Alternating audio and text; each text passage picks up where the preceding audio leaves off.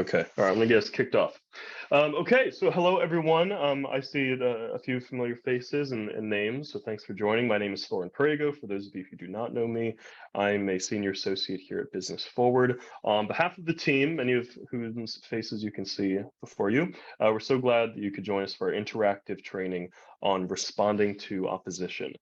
Today's training focuses on best practices on responding to opposition so that you can start advocating your community today as business leaders. Today's session is interactive, and we look forward to hearing from you if you are so inclined. But before we get started, just a couple kind of housekeeping items. Just so you know, after today's training, we will be following up with the training manual and deck used today and any other additional resources discussed. For sound quality, we ask that everyone remains muted unless speaking. As you probably got the notification, this is being recorded so that we can share with folks who could not make it today. So thank you for that. And lastly, if you feel comfortable, we encourage you to have your camera on. It's a great way to start putting faces to names and connecting folks in this virtual world. So everyone on today's call has spoken with a member of my team, either Devin Reese, Maggie, or myself, which Maggie's on the call, and indicated interest in this topic. So thank you for coming, and we hope you find interest in it. We're excited to continue the good work together. And with that said, I would love to, I think, kick it over to Annabelle, who is our resident expert who will actually be going through the content of today's training. So Annabelle, over to you. Hi, folks. Nice to see some familiar faces and names. All right. So that's a really good sort of entry into what we're going to talk about today, which is opposition messaging. So just to sort of kick us off with some agenda here, we're going to talk about how to be strategic. We're going to share some tips and tricks, talk a little bit about if folks were here for our messaging training, we showed you the tool, which is called the message box. And we're going to do a version of that, which is the opposition message box today. And then we'll actually get some time to practice. So if you've ever joined one of these sessions, you know that we're always going to tell you to start with strategy. So before you do any kind of messaging, before you start talking to audiences about anything, you need to remember and be conscious of what it is that you actually want to achieve. So is it that you want to push a legislator in your state to pass a bill? Is it that you want to push through new regulations? Is it that you need a CEO to make different choices about hiring? Whatever that is, be really specific about what you're trying to achieve before you start communicating about anything. It's also super important to know who it is you have to reach to achieve that objective. So is it a CEO? Is it a very specific legislator and their staff? Know who it is that you want to reach, and hint, it is not everyone. It is not the general public. Those categories of people do not really exist. And it's really, really hard to message to them because you're going to be so general that it's not going to actually be as effective as you need it to be for anyone. So make sure you get as specific as possible with who you need to reach. So with that in mind, we're going to talk, like I said, more about opposition messaging. And first, I want to sort of ground us in what it is and what it isn't. So first off, opposition messaging is really used to neutralize harmful narratives so that you can actually get your message across to the audiences that you need to reach. It is not about trying to convince the unconvincible. Like that is a waste of all of our time. It is not effective communication strategy. Arguing with family across the table is one thing, but when you're trying to actually get something done, focusing on the people you're never going to convince is just a waste of your time and resources. So opposition messaging is when another narrative is getting in the way of you being able to convey your message to the audiences you need to reach. So it is usually used in, it could be media interviews, it could be on friendly panels, it could be in conversations with legislators. So there's lots of ways to use it, but it's just really important that you're clear on what it is that you're actually trying to achieve and how opposition messaging can help you do that. And let me know, Thorin, if you're seeing any questions as we go. So before you get going, you've chosen a strategy, you have a understanding of why it is you want to use opposition messaging. You want to consider a couple things before you get started. And the first is, do you actually know your messaging and talking points? Like, do you have them down pat? Opposition messaging can be a little bit trickier because it's not, the same as any sort of friendly conversation. And so you want to make sure that you're really, really clear on what it is that you want to say. And then you also need to sort of understand, like, what is the opposition's talking points so that you're not going to be surprised by anything that they bring up, and so that you can be super strategic with how you're going to counter that harmful narrative.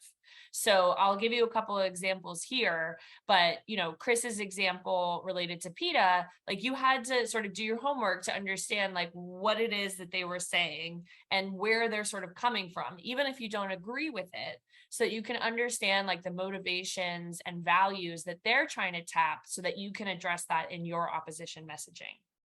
So there's a couple different ways to like do your homework on this. Generally, if you've been doing this kind of work for a while, you'll sort of have an idea of the kinds of narratives that like either your customers or legislators or whoever is like dealing with on a regular basis. But another good way to do this is to just do like a top headline search on Google. So like, for example, if you're talking about inflation, you can just pop into Google inflation's impact on business. And what I'll do is I'll do a scan of the top headlines, because it gives you sort of an idea of what narratives are at play related to the issue that you're talking about. Some of them will be in line with your messaging. Some of them may be in opposition. And that helps you kind of better understand what the ecosystem is that you're dealing with. Same goes for Twitter. So business leaders on climate.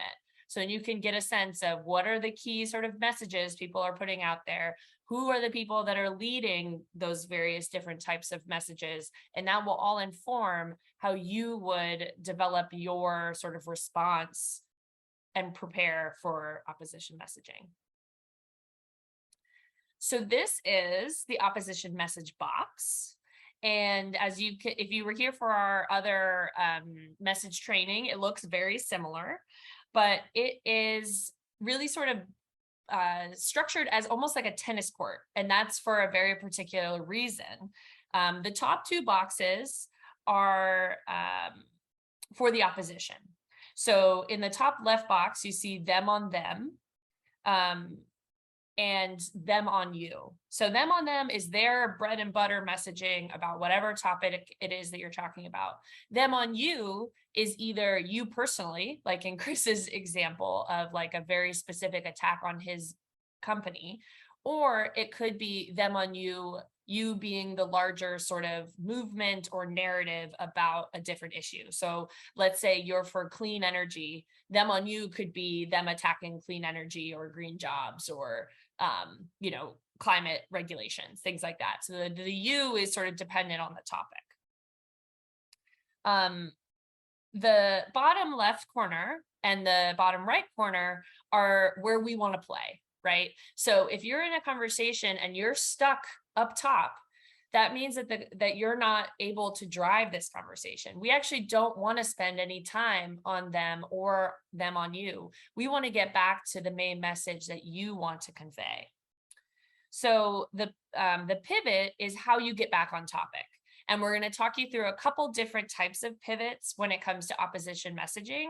And the one that you decide to use is really going to depend on your audience and probably the way that you're going to use the opposition messaging. So like, for example, if you're focused and you're using this for a media interview, then you might choose the zinger because it's like much more quotable. And we'll talk about sort of what that looks like. If you're talking to legislators who want to build bipartisan support for something, you might be more likely to use a common ground pivot because it's conducive to what legislators care about, which is like building broad support. So we'll talk about a couple of those different options. But then the final box here on the very right corner is, this is you on you. This is your bread and butter messaging. This is what you want to get across that goes back to your goals and to your audience. And it's important to know that the whole goal of opposition messaging is to get back to this box so that you can control the conversation, so you can get your messaging to the audiences you need to get it to, and that you can focus on what's most important. When you're engaging with opposition, it's important to always pivot back to who you are and what you're working for. Your goal is to control the conversation, not to persuade them about who's right or wrong. Remember, this is not for the unconvincible sort of folks, but it's in the immediate moment of this engagement where opposition sort of rears its head.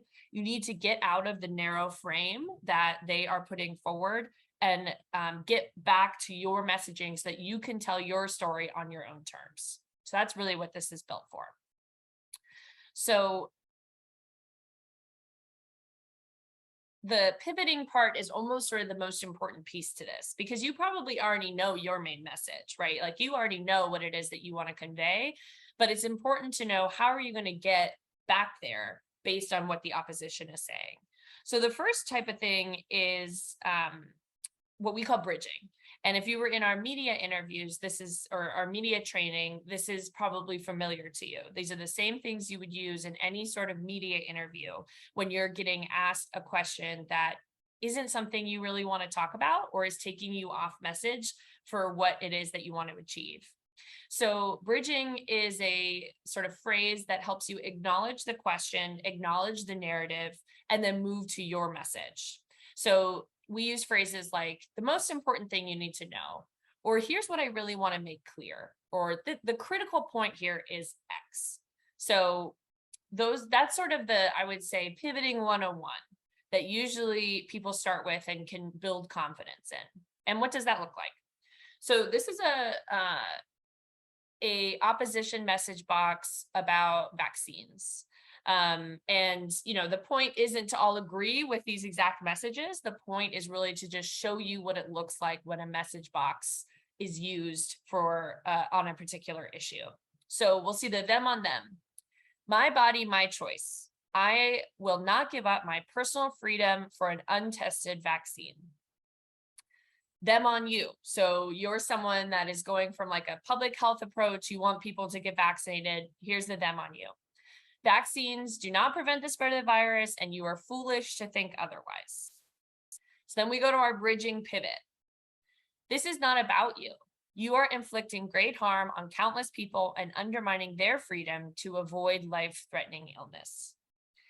Then I can go back to my main message. The vaccine works. The vast majority of COVID disease and death is among the unvaccinated, and it is more likely a person would have an adverse reaction to Tylenol than the vaccine. So that's sort of the first pivot example. The second kind of pivot we can do is what we call the common ground pivot. And as I said before, this is something that helps you focus in on what you have in common as a way to build agreement. And I think this works really well when you're talking to legislators, when you're talking to folks who may not agree on all things, but you think that there's some agreement on the issue or topic that you're talking about. And here are some of those phrases that you can use. So we all want X. We can all agree that. It is in our best interest to. And these are really strong phrases because they help to sort of tap values. Because a lot of times opposition isn't actually necessarily about any sort of logical disagreement. It's more so about ideologies or identities or things that like are very emotional and like emotions driven. So that's why it's always good to go back to like, what is it that we value and how can we identify shared values around a particular topic that otherwise has been like very divisive. So here's what that looks like with the public health versus anti-vaccine message box. And so all the them on you on you, all the same. The only difference is the pivot. So we all want to keep our families and communities safe. Getting vaccinated is a safe and easy way to do so, right? So it's that shared value. We want to keep ourselves and our families safe. That's how we get back to our message. And then the last one is what we call the zinger, which are really fun, but you have to use your zinger phrases responsibly, because sometimes these are the ones that can get you into trouble, and sometimes can like become the story rather than your actual message. So it really is an opportunity to sort of call out the hypocrisy of your opposition. I feel like this is like when you really want to dunk on somebody, like this is the phrase that you use. And this is just an example here from AOC, where she, Shell is saying, what are you willing to change to help reduce emissions?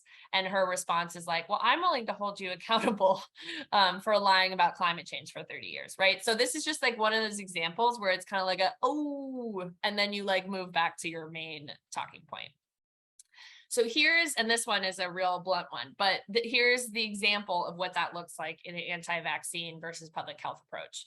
So vaccines do not prevent the spread of the virus, and you are foolish to think otherwise.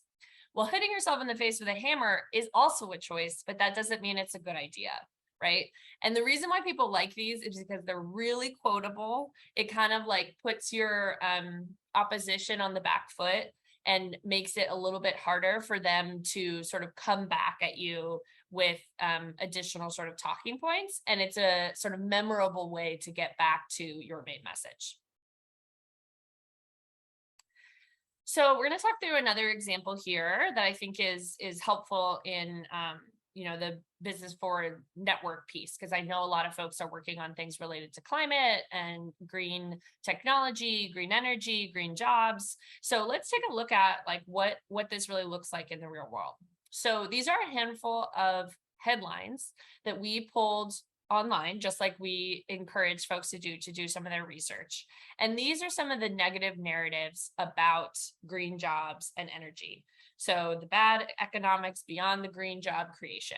We need green energy. We don't need green jobs, right? So this just sort of gives you a sense of some of the main sort of narrative talking points that people use against the creation of more green jobs. So let's look at the them on them. America runs on coal and gas. These industries employ thousands of Americans. So it's all about jobs. Climate fearmongers are pushing regulations on the industry that will harm American workers and the economy. I know these are things we've all heard, right? So here's our pivot. And I'm going to ask y'all to guess what kind of pivot this is. So the truth is, if America doesn't invest in clean energy now, we'll get left behind. Renewable energy and green jobs are the future. Can anyone guess? Is this a bridging? Is this a values, common ground, or is this a zinger kind of pivot?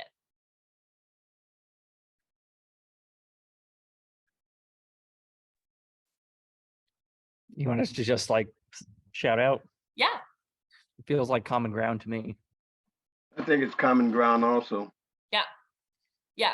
So I think this is, common ground, or it's a bridging, just sort of a generic bridger, but that's exactly right. So it's trying to sort of not actually make the conversation, you're still talking about the same things. You're talking about employment. You're talking about investments. You're talking about like what America needs to stay competitive, but you're sort of giving a different frame to that opposition. And then this is the you on you. Green jobs will boost our economy, reduce unemployment, and make America more competitive on the global stage. And so here it is in the message box.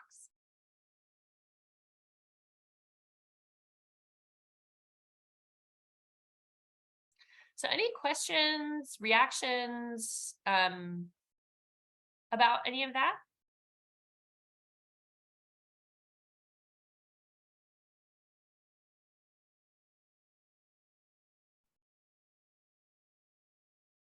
That would seem pretty easy to digest for me. So. Good, yay, that's the goal. Thanks, Chris. All right, so then we'd love to actually give you some time to sort of put this into practice. So Christine's gonna drop a worksheet into the chat, and it's just a standard Google Doc. And it has some questions for you to answer to start actually developing what this might look like. And I think we've got about 15 minutes. Is that Thorin? Is that right, Thorin?